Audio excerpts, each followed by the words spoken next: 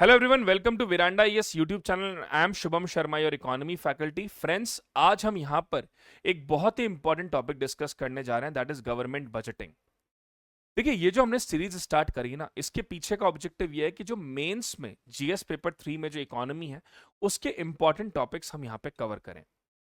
आपने देखा होगा, इससे पहले भी हमने digitalisation of land record discuss किया, क्योंकि लैंड रिफॉर्म चैप्टर हमारे मेंस पेपर 3 में स्पेसिफिकली मेंशन है। और ये जो गवर्नमेंट बजटिंग है, ये भी बहुत इंपॉर्टेंट टॉपिक है, क्योंकि इस साल का जो प्रीलिम्स का पेपर था, उसमें आपने देखा होगा fiscal deficit, revenue deficit, primary deficit पे क्वेश्चंस पूछे गए थे। तो ये टॉपिक प्रीलिम्स के पर्सपेक्टिव से भी इंपॉर्टेंट है और मेंस के पर्सपेक्टिव से भी इंपॉर्टेंट है। तो आइए शुरू करते हैं इस वीडियो को, और ये इंपॉर्टेंट है वीडियो, इसलिए इसको लास्ट तक देखिएगा जरूर। तो गवर्नमेंट बजटिंग के कंटेक्स्ट में अगर बात करें, सबसे पहले बेसिक्स के बारे में बात कर लेते हैं। तो हमारे संविधान का आर्टिकल 112 जो है, ये बात करता है एनुअल फाइनेंशियल स्टेटमेंट की। It talk about annual financial statement. यानी कि ये जो वर्ड है ना, बजट, ये हमारे कॉन्स्टिट्यूशन में कहीं भी नहीं लिखा। हमारे कॉन्स्टिट्यूशन में लिखा हुआ है आर्टिकल 112 में एनुअल फाइनेंशियल स्टेटमेंट। अब इसमें दो कंपोनेंट आते हैं। एक आता है आपका रेवेन्यू बजट, दूसरा आता है आपका capital budget. Now, revenue budget and capital budget, these are the two types of budget forms under annual financial statement.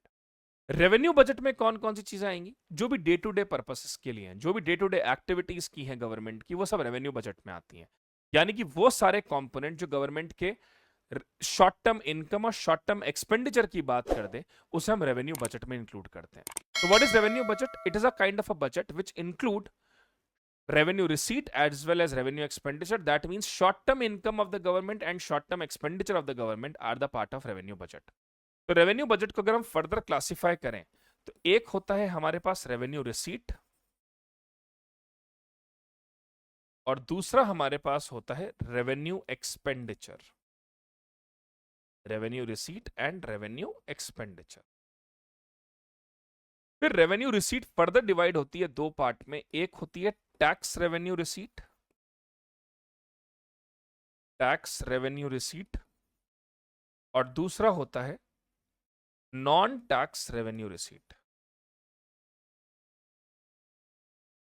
Non tax revenue receipt, ये इसके दो पार्ट है, टैक्स रेवेन्यू रिसीट और नॉन टैक्स रेवेन्यू रिसीट। फिर अगर हम चलें capital budget में, तो इसके भी दो कंपोनेंट हैं। और कैपिटल बजट में कौन सी चीजें आएंगी? All the long term expenditure and long term income of the government. सरकार के सारे लॉन्ग टर्म एक्सपेंडिचर और लॉन्ग टर्म इनकम जो है, they are the part of capital budget. तो इसमें भी आपका एक होगा कैपिटल रिसीट और दूसरा होगा आपका capital expenditure. Capital receipt and capital expenditure. Capital receipt फिर दो पार्ट में डिवाइड होती है। एक होती है आपकी debt creating capital receipt. Debt creating capital receipt मतलब जो आपके लिए डेट क्रिएट करे।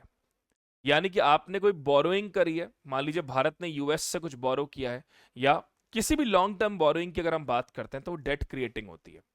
दूसरा होता है non debt creating. Non debt creating मतलब जो बोरोइंग का पार्ट ना हो, जिससे आपके ऊपर किसी तरह की कोई डेट क्रिएट ना हो, उसे हम नॉन डेट क्रिएटिंग कहते हैं। अब हम इनको डिटेल में एक एक करके डिस्कस करेंगे, और ये बहुत इंपॉर्टेंट भी है एग्जाम के लिए। तो सबसे पहले शुरू करते हैं रेवेन्यू बजट। अगर जैसा कि मैंने आपको बताया, रेवेन्यू बजट में कौन सी चीजें शामिल है? It include revenue receipt and revenue expenditure both. तो रेवेन्यू एक्सपेंडिचर की पहले बात कर लेते हैं। रेवेन्यू एक्सपेंडिचर मतलब day to day expenditure of government. What all is included in revenue expenditure? That means day to day expenditure, सरकार के जो डे टू डे के एक्सपेंडिचर है, वो सब रेवेन्यू एक्सपेंडिचर में आते हैं। So if someone ask you what is revenue expenditure? Revenue expenditure means all the day to day expenditure of the government incurred by government during a course of a year. यानी कि सरकार के जितने भी छोटे मोटे खर्चे हैं, वो सब रेवेन्यू एक्सपेंडिचर में आते हैं। जैसे सैलरी, पेंशन, या हम लॉ एंड ऑर्डर के एक्सपेंसेस की बात कर लें, इंटरेस्ट एक्सपेंसेस की बात कर लें, ये सब रेवेन्यू, ग्रांट की बात कर लें, सब्सिडीज की बात कर लें, ये सब रेवेन्यू एक्सपेंडिचर में आएगा। तो एग्जाम्पल की अगर हम बात करें, तो इसमें क्या क्या चीजें शामिल है? जैसे salary and pension, salary and pension, paid by government, salary and pension paid by government, सरकार की तरफ से सैलरी या पेंशन जो पे की जा रही है वो रेवेन्यू एक्सपेंडिचर में आएगी। उसके अलावा सब्सिडीज, सरकार सब्सिडीज दे रही है, वो भी रेवेन्यू एक्सपेंडिचर का पार्ट है। इसके अलावा लॉ एंड ऑर्डर एक्सपेंसेस, कोई लॉ एंड ऑर्डर एक्सपेंसेस हैं जो गवर्नमेंट को बियर करने पड़ रहे हैं, वो भी रेवेन्यू एक्सपेंडिचर का पार्ट है। मतलब सरकार, मान लीजिए कहीं पे कुछ मैच हो रहा है, law and order expenses bear कर रही है government, that is also included in it. इसके अलावा इंटरेस्ट पेड, कोई लोन लिया है भारत सरकार ने और उसका कोई इंटरेस्ट पे कर रहे हैं हम, जैसे फॉर एग्जांपल हमने यूएस से कोई लोन लिया and we are paying interest for that is also included in revenue expenditure. तो वो सारी चीजें जो सरकार के शॉर्ट टर्म एक्सपेंडिचर की बात कर दे, वो सब रेवेन्यू एक्सपेंडिचर में आता है। फिर बात करेंगे रेवेन्यू रिसीट में क्या क्या आता है। रेवेन्यू रिसीट हमारी दो तरह की होती हैं, जैसा कि मैंने आपको बताया। एक होता है tax revenue receipt. Tax revenue receipt में वो सब चीजें शामिल होती हैं जो गवर्नमेंट की टैक्सेबल इनकम को बढ़ाए, जिससे गवर्नमेंट का टैक्स रेवेन्यू इंक्रीज हो, उसे हम टैक्स रेवेन्यू रिसीट कहते हैं। दूसरा होता है non tax revenue receipt. Non tax revenue receipt का मतलब all that income which is beyond tax, मतलब टैक्स के अलावा जो गवर्नमेंट की इनकम हो। So what is non tax revenue receipt? All that income of the government which is apart from taxable income that is incurred for government for 1 year, मतलब सरकार के लिए जितना भी पैसा जो सरकार एक साल में अर्न कर रही है, that is non tax revenue receipt. Example, सरकार को कोई इंटरेस्ट मिल रहा है, भारत सरकार ने नेपाल, भूटान, श्रीलंका को कोई लोन दिया, उस पर हमें इंटरेस्ट मिल रहा है, डिविडेंड की इनकम मिल रही है, फीस पेनल्टी फाइन से सरकार को कोई इनकम मिल रही है, ग्रांट रिसीव हो रहा है। These all are the example of non tax revenue receipt. तो नॉन टैक्स रेवेन्यू रिसीट में क्या क्या एग्जाम्पल हो गए? सबसे पहले इंटरेस्ट रिसीव, भारत सरकार ने नेपाल, भूटान को लोन दिया, उस लोन पे जो हमें इंटरेस्ट मिल रहा है, this is the example of non tax revenue receipt. दूसरा, फीस पेनल्टी फाइन की income, fees penalty and fine से जो इनकम आई है, this is the example of non tax revenue receipt. मान लीजिए आप यूपीएससी का फॉर्म फिल करते हैं, उस पर जो आप फीस पे कर रहे हो, उससे सरकार को जो इनकम हो रही है, नॉन टैक्स रेवेन्यू रिसीट। आपने रोड लाइट में रेड लाइट जंप कर दी, उसके लिए आप जो फाइन पे कर रहे हो, that is example of non tax revenue receipt. Electricity का बिल आपने टाइमली रीपे नहीं किया, पेनल्टी आपको पे करनी पड़ रही है, नॉन टैक्स रेवेन्यू रिसीट। और क्या हो सकता है? Dividend income, dividend income. अभी डिविडेंड क्या होता है? What is the meaning of dividend? Any company who earn a profit and out of that profit they decide to give some portion again back to the shareholders, this is called as dividend. जैसे for example एक company है, एक company ने कुछ मुनाफा earn किया, कुछ profit earn किया, अब उस प्रॉफिट का कुछ हिस्सा वो अपने शेयर होल्डर्स को वापस दे रही है as a token of gratitude, it is called as dividend income. अब उससे क्या होता है? उस कंपनी की ब्रांड इमेज इंप्रूव होती है, उसकी गुडविल बढ़ती है, उस कंपनी का जो एक तरह का कॉन्फिडेंस लोगों को उस पर होता है वो बढ़ जाता है। तो this is called as dividend. तो अगर मान लीजिए भारत सरकार ने किसी कंपनी में शेयर्स ओन कर रखे हैं और उस पर उन्हें कोई डिविडेंड मिल रहा है, तो that is also non tax revenue receipt. तो interest receive, fees penalty fine, dividend income. किसी तरह का कोई ग्रांट रिसीव हुआ है, ग्रांट रिसीव हुआ है, ये भी नॉन टैक्स रेवेन्यू रिसीट में आएगा।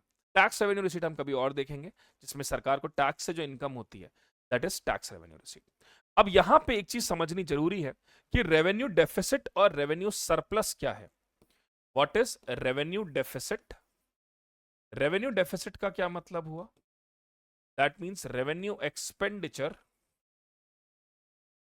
Revenue expenditure minus revenue receipt, minus revenue. जब हम रेवेन्यू एक्सपेंडिचर में से रेवेन्यू रिसीट को सब्ट्रैक्ट कर दें, दिस इज रेवेन्यू डेफिसिट। यानी कि अगर आपके खर्चे ज्यादा हैं भारत के और इनकम कम है, तो हम कहेंगे उसको रेवेन्यू डेफिसिट। और रेवेन्यू सरप्लस क्या हुआ? जब इनफ्लो ऑफ मनी, जब पैसा ज्यादा हम कमा रही है सरकार और खर्चे कम हो रहे हैं, दिस इज रेवेन्यू सरप्लस। तो revenue deficit is revenue expenditure minus revenue receipt. And what is revenue surplus?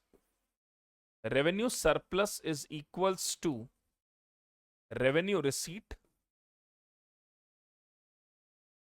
Minus revenue expenditure, minus revenue, यानी कि जब रेवेन्यू रिसीट रेवेन्यू एक्सपेंडिचर से ज्यादा हो जाए तो हम उसको कहते हैं रेवेन्यू सरप्लस। अब यहां पे एक टर्म बहुत ज्यादा इंपॉर्टेंट है, that is effective revenue deficit.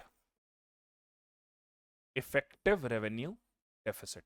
Now this can be asked in question paper, what is effective revenue deficit, यानी आपसे कोई पूछ सकता है कि इफेक्टिव रेवेन्यू डेफिसिट क्या होता है।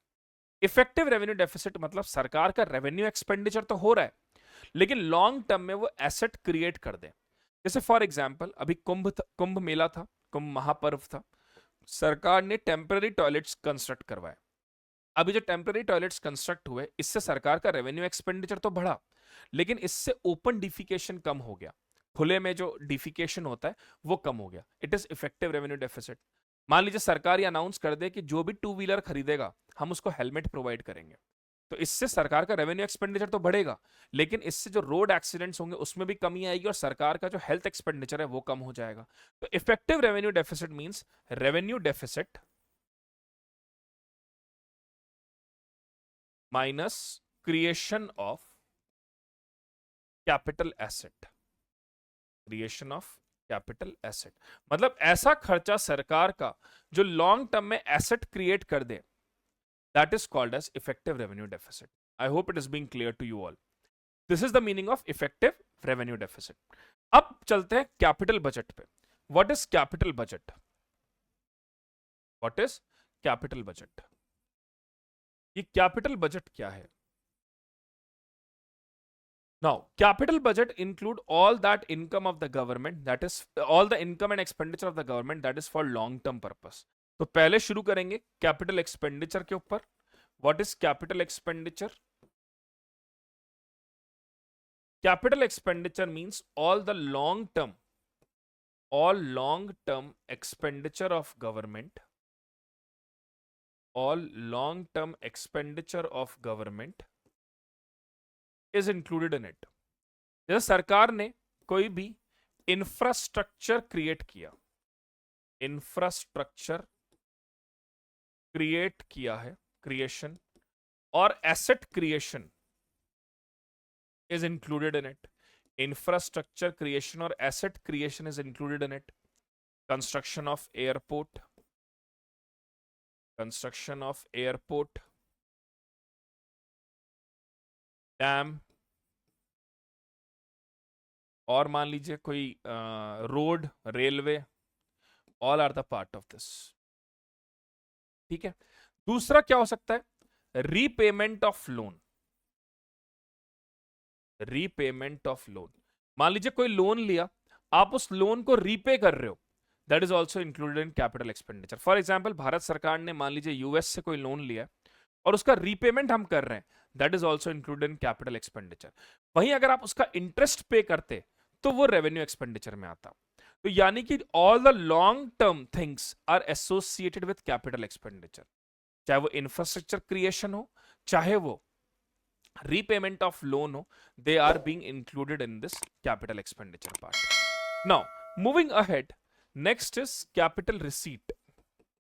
अब capital receipt में क्या आएगा? Capital receipt include all the long term income of the government. सरकार की जितनी भी long term income है, they are included in capital receipt.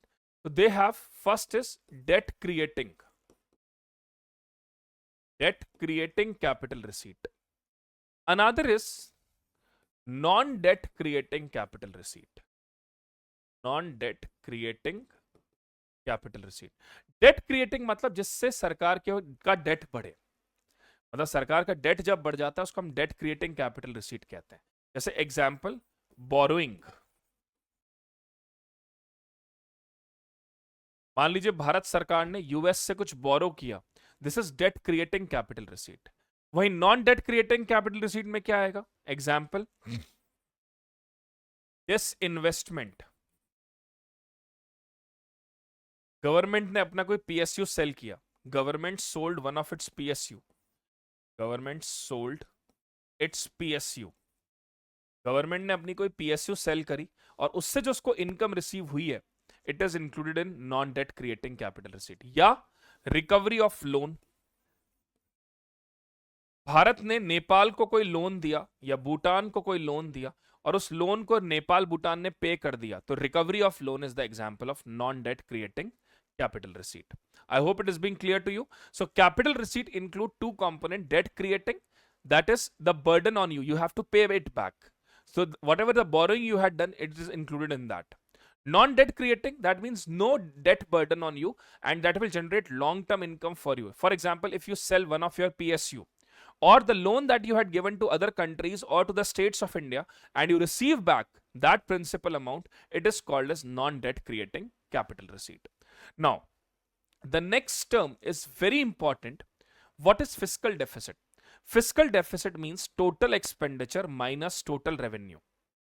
Now, total expenditure means revenue expenditure plus capital expenditure, and total revenue means revenue receipt plus capital receipt. But that capital receipt exclude borrowing or debt creating capital receipt. So, capital receipt include only non-debt creating capital receipt. So, what is fiscal deficit? Fiscal deficit is equals to total expenditure minus total receipt. Total expenditure minus total receipt. And in total expenditure, we have revenue expenditure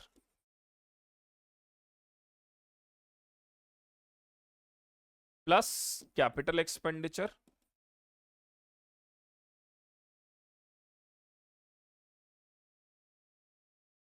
minus total receipt. Revenue receipt plus capital receipt. Now this capital receipt exclude borrowing. Exclude borrowing. Exclude borrowing. You must exclude borrowing from it. That means here it include only non-debt creating capital receipt. Here it will include only non-debt creating capital receipt. This is very important, friends. Remember this thing. Now, government of India को एक चीज और लगी कि हमारा fiscal deficit लगातार बढ़ते जा रहा है, और ये जो फिस्कल डेफिसिट हमारा लगातार बढ़ते जा रहा है ना, इसके पीछे का एक बहुत बड़ा रीजन है कि इंटरेस्ट पेमेंट हमारा बहुत ज्यादा होता है। यानी कि जो लोन हम लेते हैं उस पर जो हम इंटरेस्ट पे करते हैं वो हमारा लगातार बढ़ते जा रहा है।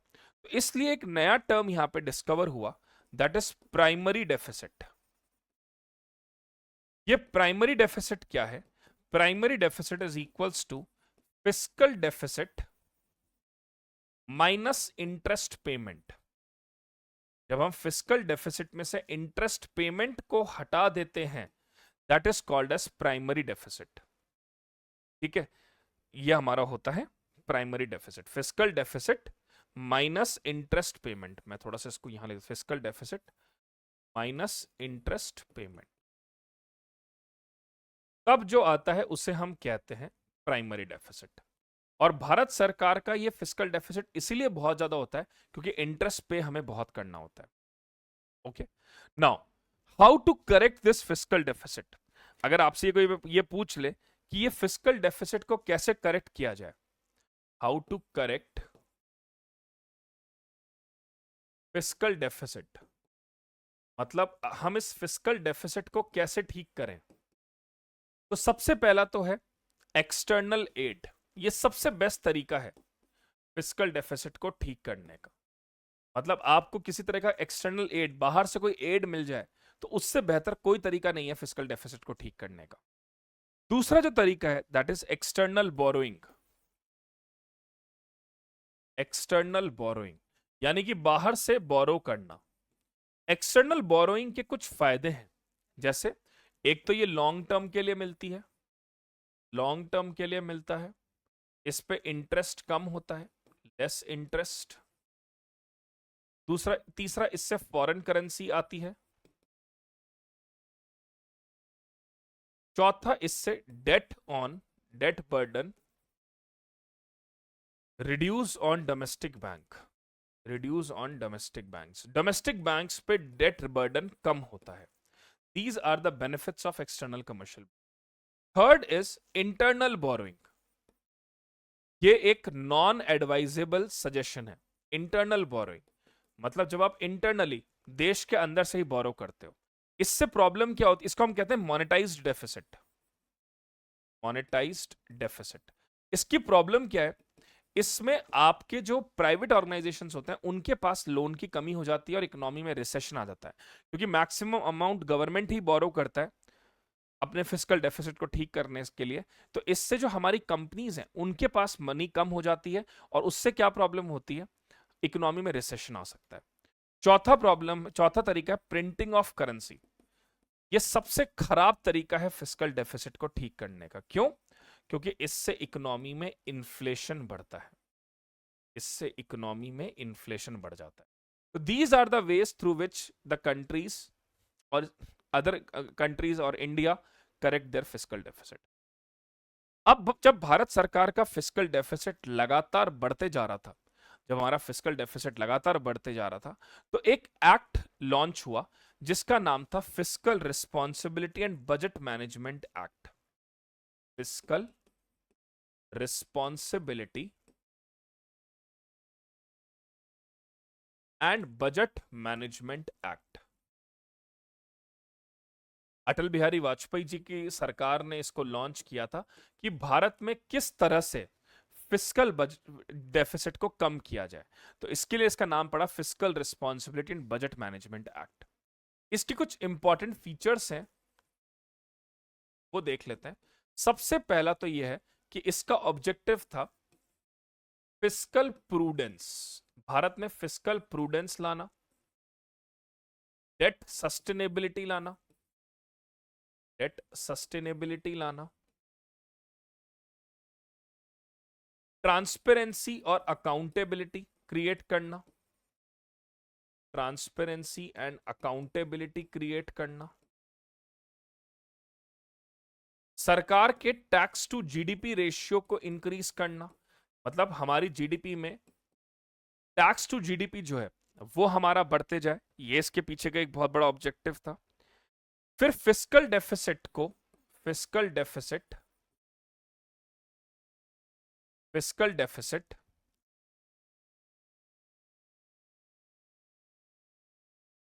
To be reduced to 3% of GDP. Fiscal deficit को जीडीपी के 3% तक लाना, रेवेन्यू डेफिसिट को एलिमिनेट कर देना, revenue deficit to be zero, revenue deficit को जीरो पे लेके आना। उसके अलावा एक एस्केप क्लॉज यहां दिया गया। एस्केप क्लॉज का मतलब है अगर नेचुरल डिजास्टर आ जाए, नेचुरल डिजास्टर आ जाए या वॉर हो जाए, तब आप अपने फिस्कल डेफिसिट टारगेट्स जो हैं उसको थोड़ा सा डेविएशन अलाउ है। यानी कि सिर्फ बहुत ही सीवियर सर्कमस्टांसेस में, नेशनल डिजास्टर, कोई डिजास्टर आ जाए, वॉर हो जाए, कोई नेशनल कैलामिटी आ जाए, ऐसे केसेस में आप फिस्कल डेफिसिट टारगेट से डेविएट हो सकते हो, अदरवाइज आप फिस्कल डेफिसिट टारगेट से डेविएट नहीं होगे। This is mentioned in the escape clause. ठीक है, तो this is the major objective. और इसके अलावा इसमें एक और ऑब्जेक्टिव था कि गवर्नमेंट जो है वो आरबीआई से बोरोइंग नहीं करेगी जब तक कि बहुत सीवियर सर्कमस्टेंस ना आ जाए। तो दैट इज एफआरबीएम एक्ट। अब इसमें कुछ 3 तरह के स्टेटमेंट्स भी होते हैं, 3 statements regarding FRBM act.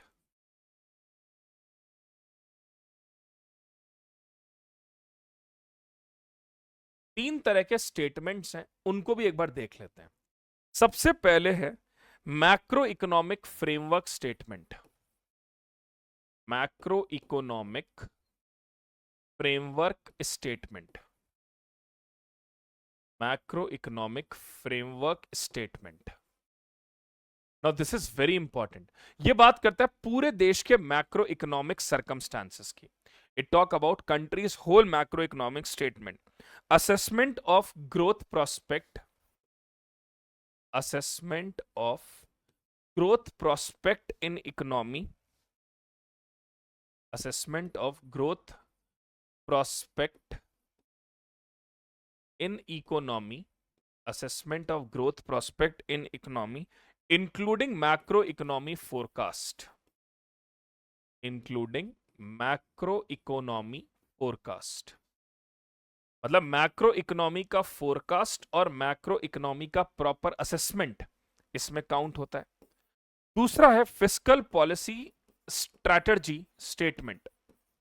Fiscal policy strategy statement.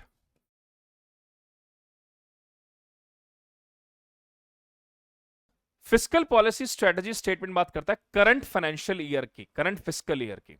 So it talk about the current fiscal, that means strategic priorities, strategic priorities of government regarding to current fiscal year, and if any deviation need to be correct, कोई भी deviation है तो उसको ठीक करा जा सके। तीसरा होता है हमारा medium term fiscal policy statement. Medium term fiscal policy statement. Medium term fiscal policy statement 3-year rolling target regarding 3-year rolling target regarding government strategies,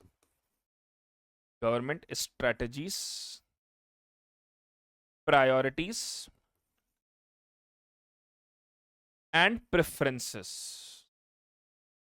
3 साल के टारगेट गवर्नमेंट के कि हमें फिस्कल डेफिसिट कितना रखना है, हमें किस तरह से क्या स्ट्रैटेजीज बनानी है, गवर्नमेंट की क्या प्रायोरिटीज होनी चाहिए, ये सारी चीजें इस एफआरबीएम एक्ट के medium term fiscal policy statement में आता है।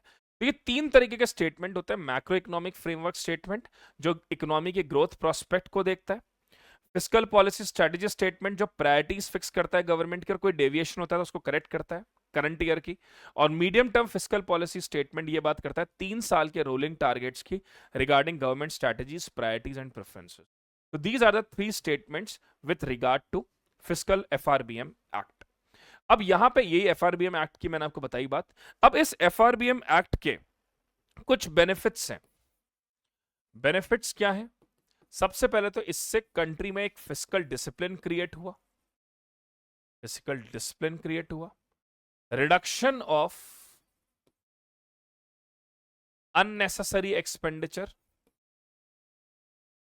सरकार के अननेसेसरी एक्सपेंडिचर थोड़े से कम हुए, ऑल्दो अभी भी उसमें बहुत कुछ किया जाना बाकी है। ग्रेट कोऑर्डिनेशन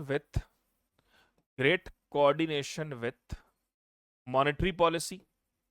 जब मॉनेटरी पॉलिसी में चेंजेस होते हैं, फिस्कल पॉलिसी में भी कुछ बदलाव करे जाते हैं। जैसे इन्फ्लेशन हो गया तो रेपो रेट बढ़ाया गया, तो यहां फिस्कल पॉलिसी में सरकार टैक्स बढ़ा के एक्सपेंडिचर कम कर देती है। और मैक्रो इकोनॉमिक स्टेबिलिटी, ये वो कुछ एडवांटेजेस हैं जो इस एफआरबीएम एक्ट के अचीव हुए। तो फ्रेंड्स, ये हमारा आज का क्लास था regarding to government budgeting. I hope आप सबको ये क्लास अच्छा लगा होगा। Please like it, share it, subscribe the channel and comment में जरूर मुझे बताइए कि आपको ये क्लास कैसी लगी। Thank you so much, God bless you. Veranda IAS, where your dream becomes reality.